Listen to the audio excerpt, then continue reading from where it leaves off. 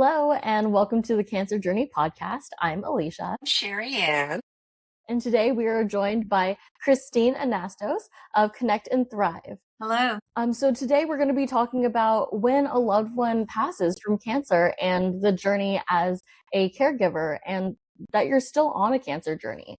But before we dive in, we're going to get grounded together and we will do our PESH check-in. So I'm going to start first today.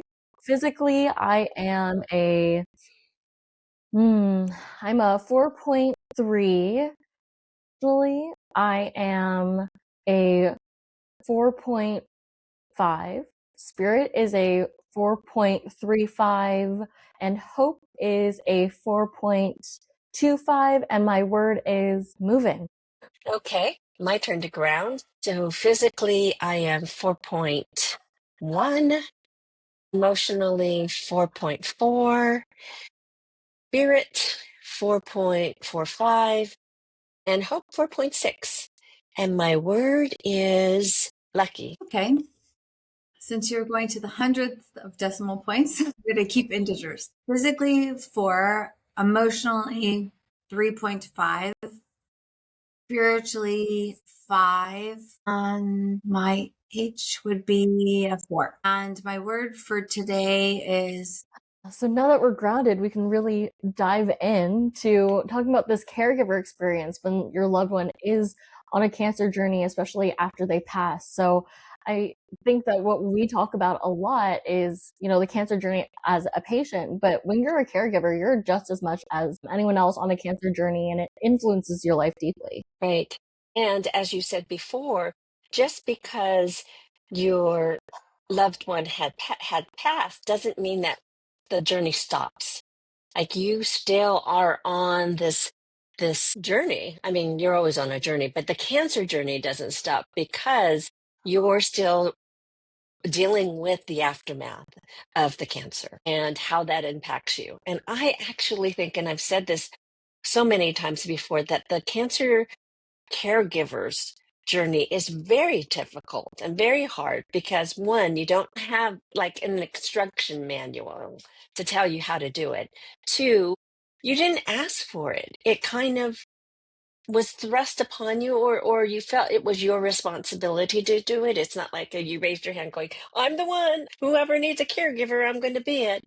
Not generally. And that it's almost a thankless job. Even though you'll get thank yous, it's like I'm turning over so much a part of me to care for my beloved from my heart, of course. But it's like, oh my goodness, not only am I taking care of my beloved, but I'm also taking care of myself. And I'm also taking care of whoever else I have responsibility for, which could be your fur babies or your family. And so it's a lot to take on and a lot to be on. Yeah, you have touched on numerous aspects of this that I learned trial by fire. I think when my mother was diagnosed with stage 4 aggressive non-Hodgkin lymphoma back in 2004, she went through it was our family's first introduction to cancer. So this elusive thing was now right in our home. And she went through conventional treatment and PET scans, and first chemotherapy session was a bit too much. They scaled it back. And then she was in remission because she had a clear PET scan. But how she felt, and if you watched her, you would see that she did not seem like a person who was in remission. And less than a year later, there was a recurrence. And so her oncologist said, we are going to send you into Boston for the cure. And what was meant by that in her case was stem cell transplantation. Number one, to harvest her own stem cells to try high dose chemotherapy. That didn't work. And then number two, to harvest the stem cells of her brother, who was a perfect match, an allogeneic stem cell transplant. The purpose of that was not high dose chemotherapy. It was chemotherapy to take her immune system down and then replace it with her brother's. Fortunately, it worked. So that biologic terrain in her body that had accepted cancer was now fighting it. But it also fought her organs and other things like that. So there's graft versus host disease that comes about it. It was in 2000.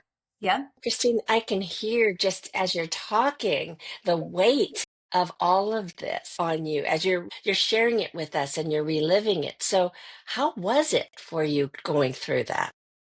So the reason why I distinguished between the two periods in time, the initial diagnosis, my mother was the source of strength. Well, I'll speak for myself, for me. When she had the stem cell transplant, she was intubated twice. And it was the first time in my entire life, my mother was not there. She was not that source of support and source of strength. And I thought it was going to destroy me. I remember my parents coming over to where I lived at the time and just literally dropping to the ground, thinking, what's going to happen?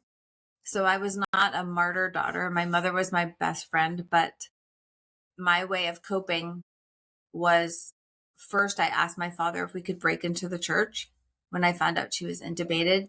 And we went to the church, and there was a service that was going to take place, and it was in honor of Virgin Mary, which was very religiously significant in our church at that point in time, the first week, 2 weeks of August, when you pray for the healing of those who are sick in mind and body. And so it was very relevant. Ironically, my father, an engineer also, but the priest was an engineer. So here we are trying to logically, justify, okay, usually pray for God's will, but these 2 weeks of August, you actually pray to heal those sick in mind and body, as I mentioned. So I felt justified in asking God and Virgin Mary to make my mother better. And it was extraordinary for me to realize the power of that faith. Mm-hmm. Even if it was wrong or what I believe is not actually correct or the case, it gave me this extraordinary capacity to be there during things that now, yes, I can feel it now. What I went through, it was just, I was on a mission. And I can honestly say I did not cry at all while my mother was going through it. It was only until she made it through it. When I was recounting these stories, like near-death experiences, or when she was almost killed by a medical mistake and things like that, that it really hit me. So that was back in 2006. The stem cell transplants worked. She went to the second one. She went to a rehabilitation facility. And so I was with her for months by her side. And I was then diagnosed with breast cancer in 2016, so 10 years later. And it was caught very early. I had a lumpectomy, radiation hormone therapy. So not your typical chemotherapy, lose your hair, lose both of your breasts, your entire reproductive system. I sort of say I have it easy. I was treated at Dana-Farber. I was able to partake in all of the integrative therapies that they had. I was going to acupuncture 3 times a week. My mother happened to be very deathly ill with pneumonia across the street, but she was the cat with 81 lives. I was going back and forth. And for me, I can honestly say it was far worse being a caregiver, and hit on the very essence of this. Number one, it just happens and you have to come forth. And there's not really planning about how long will this be? What will it entail? You have no idea. It was my way of coping. As I said, like I could not sit at home waiting for the telephone to ring with some horrible news about my mother. And then I just decided, well, the most effective way for me to deal with this is to be with her in the hospital. And I was able to do that. I was not married. I did not have children. I had a dog. So my sister was able to help. She was coming up, flying back and forth from Florida at the time. And my father, it was extraordinarily difficult for him to witness something like this because he would quickly start to go down that path of what if something happens to her. For me, I couldn't even go down that path, or else I would not be able to be present for her. It was just, I remember just saying at the time, I can't have any negative energy. To endure each day what's happening. It's not even a day. It's sometimes a minute or hour at a time, really. It was a roller coaster. You're really warring up at that time. You're like, I'm taking a no as an answer. I'm going to be doing everything I can. I mean, it sounds like your faith also gave you a lot of strength throughout this time. This might sound like an off-topic question, but I'm curious how old you were when she initially went through cancer, just so I can like be in your brain and what you were experiencing at that time. So do you want to do the math? I was born in 1969.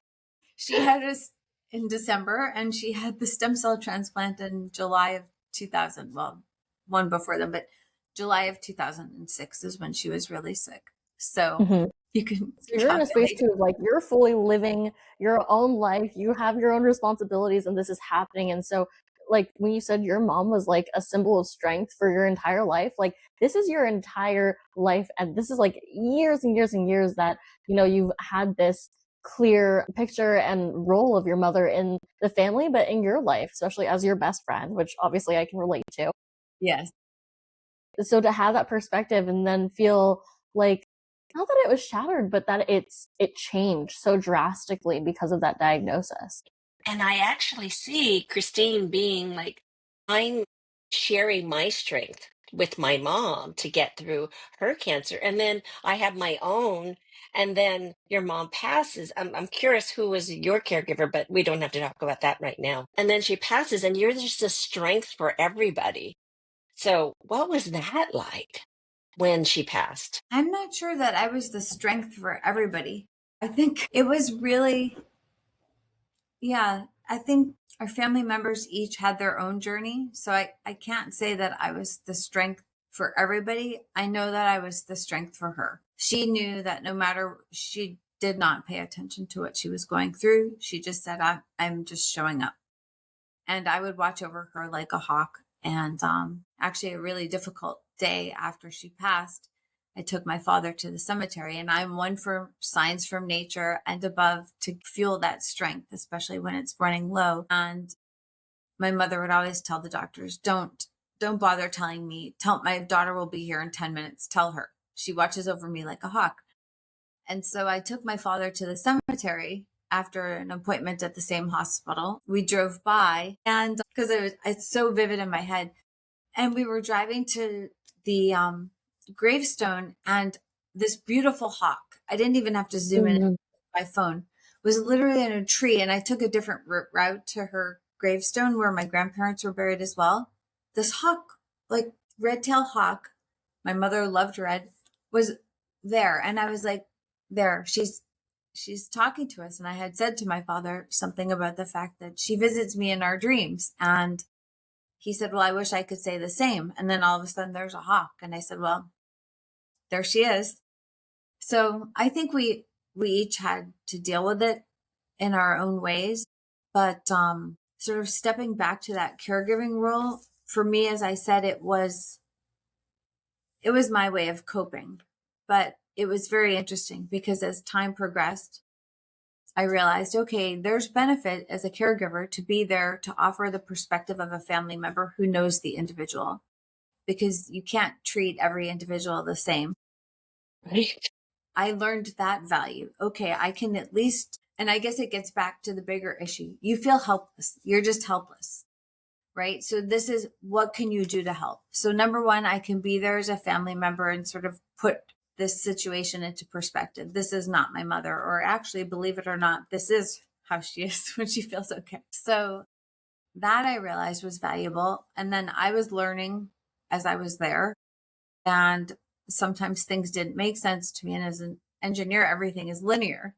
But then when something happens and I get stuck here and I can't move forward, I sort of have to reconcile that in my mind in order to understand it, comprehend it, and carry on. As time passed, I realized when I would get stuck, it was usually for a reason. There was a mistake, there was an oversight, something was not being considered or looked at or evaluated. And then I realized, okay, wow, my brain is actually helping with this process, like very systems related thinking. What I do for my day job as an environmental engineer, very logical.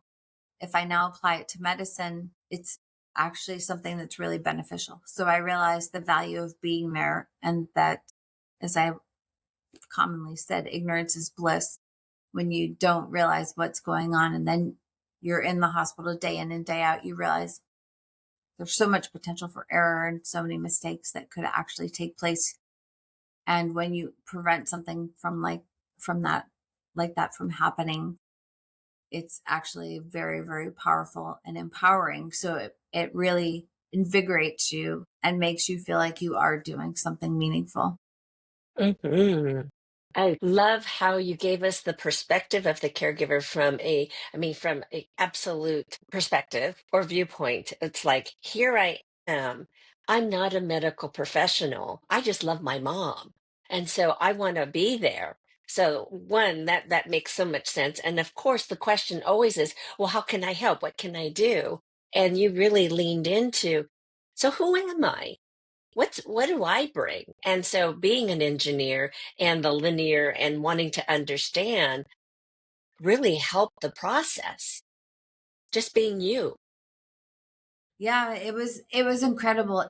I did not expect this, and I don't know. I would say to individuals, like, if you would give me a quiz beforehand how I would respond to this situation, I would fail. And so I was actually very pleasantly surprised that, number one, I drew on my faith to give me that strength. And my mother's best friend also, every day I would go to the solarium at the hospital and she would ask for an update and I would send her an email. And so that ongoing relationship, she was one of my mother's closest friends. I could email her, tell her what was going on. She would remind me about how my mother felt about certain things, or she would want you to do this. And it was kind of like talking to my mother, but not directly, until she would come back from these episodes where she was intubated. But it felt like a closure on my day when I would leave the hospital at 10 or 11 o'clock at night, and I would write to Mrs. Troxel and tell her, okay, this is what happened today. Yeah.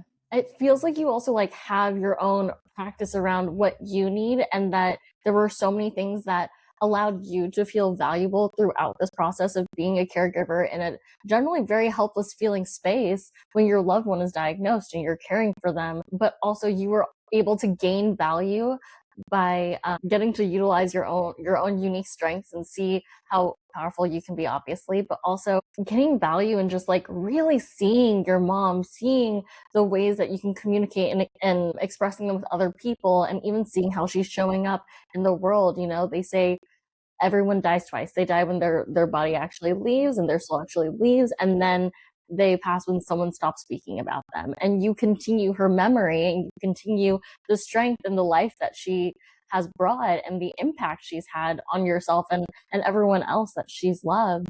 And it continues to move forward by, speaking her name, speaking her story. Yeah, it's really fascinating when you sort of after the fact go and look what happened. And Sherry Ann, as you had said earlier, there's no, actually there are some guides and guidance cards and things like that for caregivers, but this was trial by fire. I realized actually through the work I did with Cancer Journey Institute, the importance of setting boundaries.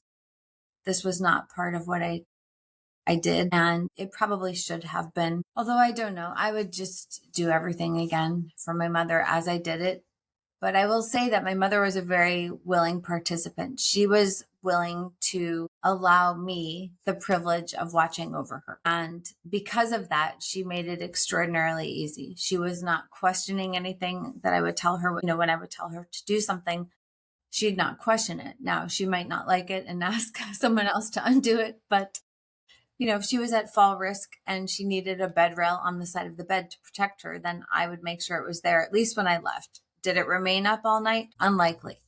But I think the other important part as a caregiver is, Alicia, as you had said, you want to care for yourself, and what do you need? And what I needed to go to sleep every night was to feel like everything was in order. I had a list of her medications. I had a list of all these things that needed to be done when she was at home and or in the hospital and or rehabilitation facility. And so it's, what do you need? And oftentimes people would say, well, you need to care for yourself, get a manicure, pedicure, facial, or something like this. And I also learned through the work with Cancer Journey Institute that caring for myself and putting myself first meant doing what I needed. And what I needed was to be there for my mother. So it just happened to work out in such a way that it was beneficial to both myself and my mother. Yeah. I don't know what I would do without her. So yeah, I mean, I'm also hearing that what you needed was like her to trust you. And because she did, there was this fluid relationship that really fed both of you, and you were able to show up like in every way that you wanted to. I mean, in terms of setting boundaries, when it comes to your mom, I understand having less boundaries and being like, yes, I'm going to do everything and show up in every way possible and give you everything I possibly can because that's my mom. Yeah. And we don't want to leave with regret. There's just two things that I want to say. It's like you did what your heart wanted to do so that you can look back and look at, this is what I did, and I feel really satisfied that I was able to do that, given my Yeah. circumstances and her circumstances. And second of all, you set up a structure that worked for you, including talking to Mrs. Truxell. At the end of the day, she was a lifeline for you to help you have closure for the day. It's like, okay, here's where we are. And she was there to just hold the space for you. And I love that you found what you needed and put it together. Yeah, it was pretty powerful, and I think it's always a choice as to what you do. And I can honestly say I don't think I would do anything differently. I might have handled my job situation a bit differently. It definitely impacted what I was doing, but that time I had a computer and I could work alongside her in the hospital, and I was a lot younger. When it came time for my own diagnosis, a lot of people said, well, who cared for you? And I had the support of my sister helping care for my dog when I was going through treatment and radiation in and out every single day of the hospital. My mother, though, was also right across the street. So I would care for myself and then I'd run over to be with her. And I thought, well, of all the times, for you to have pneumonia again, I can just go to radiation. I heard I was supposed to be tired, so I would go and exercise at the private school across the street from the hospitals, go back, and I was invigorated. I don't know. I think my own cancer journey was a little bit different where I was not feeling well. I'd gone to the doctor for several months beforehand. Long story short, she wanted me to see a psychiatrist to talk about this. And I was admittedly pretty flippant about it. And I said I didn't really need to go see a psychiatrist and talk about the fact that I know something's wrong. I just don't know what it is. There's nothing wrong with my head. I know something's wrong with my body. And then I had my annual mammogram 1 year and 1 day from the prior one after, and that was the beginning of my own cancer journey. So I felt validated and vindicated, and I was ready to move ahead. So my mother, I have to believe everything happens for a reason. And PET scans on a Friday afternoon of a holiday weekend were par for the course for her. And I just became numb to them. And I thought, you know what? She's only going to die once. Remove this anticipatory anxiety of her dying every single time something happens and just stay strong. And she was on dialysis for 12 years, likely related to the chemotherapy and the nature of the disease. And for her, we talk about sort of being in control and what you can do and not feeling helpless. For her, she knew that she could always say, I'm done with dialysis. Mm-hmm. That was her get out of jail card, as she would say. And this is in fact what happened. But she had dialysis I believe it was a Friday, and Sunday morning, that same August date, August of 2021, she woke up and the hospital staff said she was so lucid. She asked what date it was. No calendar in the room. One of the few hospital rooms without a calendar. She asked the date, they told her, and she said, I'm done with the medications. I'm done with dialysis. It's time. And in retrospect, she had been done for probably about a year. Her body was beyond time. Yeah. She said she was done. And the next day she died naturally. She did not even miss dialysis. And I got in touch with her gerontologist, and her gerontologist had said, I can't see a single medication that she was taking is not something that without it, they were not life-sustaining medications. And it was just everyone knew her body was ready. One of her amazing doctors was a cardiologist. We went to an appointment a few months prior to this time. My father and I are sitting there, and doctor's asking my mother, how do you feel about, God and death and dying? And I thought, I'm asking about like increasing the metoprolol level and things like this, like juggling medications. And the doctor had nothing. And I was really frustrated and angry. And, in retrospect, clinically, he could see exactly what was happening, and we were just choosing to ignore this. But a lot of this is really heavy stuff. Yeah. Yeah. I do want to touch on, I love when you said that there was like that anticipatory anxiety that you had, and you chose to kind of put it aside so that you could really enjoy this time with your mom. And so you were able to really continue showing up in that space for her, but also fully for you, because like you said, that's your best friend. Like she's like the most important. So this whole journey with the dialysis and her choosing to, it's like you could be there right along with her because that was her choice, and you knew that as her caregiver too. And so even when she decided to let go, there was a little bit of like freedom because she chose, and that was her journey that she wanted. And also truly being sort of, I'd say caregiver. My whole family cared for her. I mostly looked over the sort of medical side of things when she was at home, medications and making sure, I would text doctors at all hours saying the labs just resulted. She needs to go to the emergency room. And she would go. I think that it's strange when you think about it. It gives you the strength to go on under these circumstances that you would never imagine that you could endure. And I guess without that component of my faith, and Sharon, you said it, and it's correct. You don't want to have any regrets. And I got to the point where I had no regrets. We had such a special bond, and it might have been that we spent most of our time, because it was a lot of the time in the hospital together, sharing this bond, but we made the best of the worst. She had me giving her manicures and things like this, and she told me to go to the store and buy this cap when she lost her hair. And she said, the one with that spider on it? And it was Spider brand.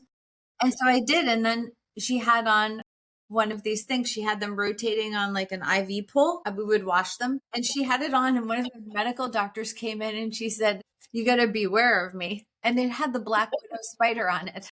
I was like, I kidding. love the humor. I love the laughter. And then that's the part that gets you through. It's like it Yeah. wasn't all doom and gloom. And I think this is my takeaway, is that when we show up from that place of I don't want to look back at this. You said it. She only dies physically once.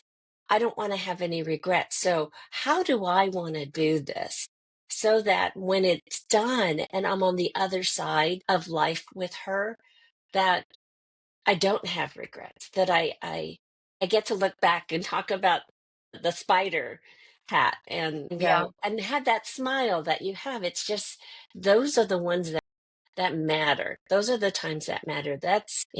Those are the memories. So that's my takeaway. And my PESH, to close up my part, is physically I am 4.2, emotionally 4.6, spirit 4.7, hope 4.55, and my word is compassion. Yeah. I'll do my quick takeaway too. My takeaway, I loved when you had said like something that I know for certain about when we're in situations that are like they can be quite earth-shattering. They're big changes, is that like we cannot summon up the strength or the knowledge on how to handle that situation until it comes up. We can do our best to do the research, but we don't know how we're going to show up for it until it actually happens. And so the grace that you had to that, I wouldn't have done anything else differently. I prepared as much as I possibly could, and I did my research. I did everything I could to know what I needed to know and be who I need to be at the time, but there was no way to prepare for the actual experience of it. I think that is so important for caregivers to give themselves that space of they're doing everything they can with what they have. And I love that you were still able to find so much value for yourself, but also value in the situation throughout that. So thank you so much for sharing your story, Christine. And my PESH, physically, I am a 4.3. Emotionally, I'm a 4.5. Spirit is a 4.4. And hope is a 4.3. And my word is vibrating. Huh. So let's see. Physically 4, emotionally 4.5. spiritually 5, hope 5, and my word is gratitude. And Christine, give us a takeaway about this conversation that we had, but maybe also tell us a little bit about Connect and Thrive. So yes, I created, as my mother's trajectory was pretty clear, I took 2020 off, most of it, and started to think, how can I make a positive difference in the lives of people who are suffering? And Connect and Thrive CAT, CAT is how I refer to it, was the result of that. And essentially it is a marketplace where we offer evidence-based healing modalities and healthy living products that are not typically covered by insurance. And the impetus for this was watching my mother's journey and my own journey. A lot of times, different side effects or issues individuals are having during treatment are treated by medications. And then you add another medication to treat the side effects of a medication. At one point in time, my mother was on 17 and we got it down to 7. Things like acupuncture, there's meditation, mindfulness, yoga. And I thought, wow, these are so integral to someone's healing journey, the ability to get through these things. And with my own breast cancer diagnosis, I was treated at Dana-Farber. I had access to the same things. And I realized that even with grants and, financial assistance and support, they are elusive for most people. So I wanted to create this marketplace and to break down the socioeconomic barriers that prevent individuals from engaging in these evidence-based healing modalities, healthy living products. We built in a crowdfunding piece called Kitty Funds for collective support of an individual or for individual support. If you just want to give a gesture to a patient or, for example, a caregiver who is going through a lot as well. I think this whole conversation really focused on that. You can give a CAT electronic gift card. So it's tied to our marketplace. 100% of the donations to the patient or caregiver, whoever might be the recipient, goes to that individual to spend in the marketplace. And then we have an educate section that most notably has a resources guide. It's over 85 pages. It's a Google document and it has sources of support primarily focused on financial assistance and grants, but things that would offset out-of-pocket costs. So there are integrative therapies in there, human hair wigs, cooling caps for chemotherapy, medical tattooing, so on and so forth. And so we encourage individuals to go through there and see if they're eligible for them. Some programs are need-based, some are not. You can have housing, transportation, outings, and retreats for your entire family. It's in the educate section, and it's also if you go to the main page of our website. And then we also have under educate mind, body, spirit. It's really bringing all of those together. When you do PESH, we're talking about the same types of elements, right? How we're feeling physically, emotionally, spiritually, and hope is another thing. And hope is actually the name of our logo, Cheetah. My mother and I had swift call to action, compassion, and empathy, and hope is her name. She's our logo.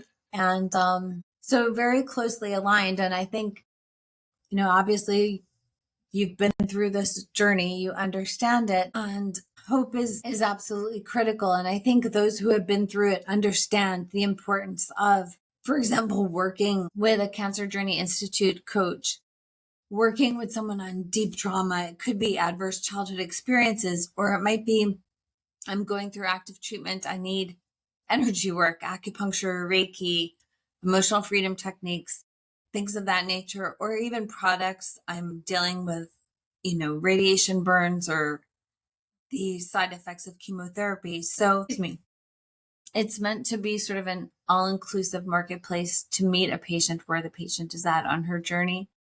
Or, as I said, even a caregiver, because a lot of these things are focused on the cancer journey, but they're also prevention of recurrence, but also prevention of occurrence. So for the previvors, thrivers, and caregivers as well.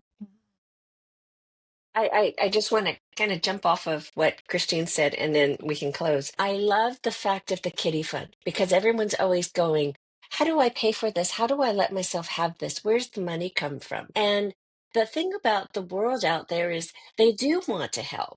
and some of them don't know how to. And so even giving $5 to a kitty fund can add up very quickly.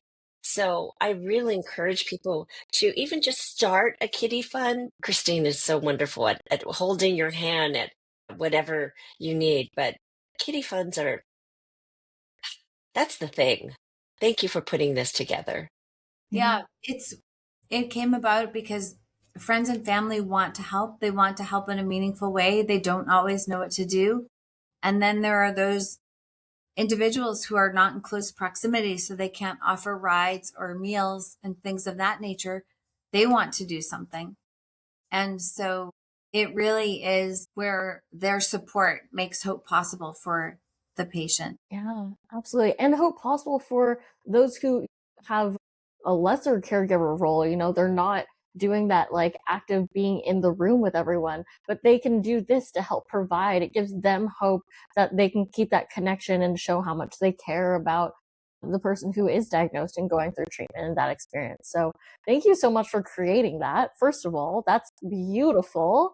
And we're so happy that, you have that option and to share that with our community as well, that this is a great resource for you. No matter what stage or how you are affected by cancer, you can always participate in it in a way that is really supportive of others, or even yourself. There can be resources out there that you've never even thought to existed that could help. And then second of all, thank you for being here today with us, Christine. It's been so lovely to see you again and to connect with you on this podcast episode. Well, thank you so much for having me. I really appreciate it. And I love the work that Cancer Journey Institute's doing. And I'm so grateful that I was able to join you in Greece as part of the Discovery Contest nearly 2 years ago now, which is remarkable, and really immerse myself firsthand into the work that you do and realize the power of it. Thank you. Thank you so much. And we just want to say thank you for joining us, audience. We will see you next week and enjoy the rest of your day, remembering you are more powerful than you realize.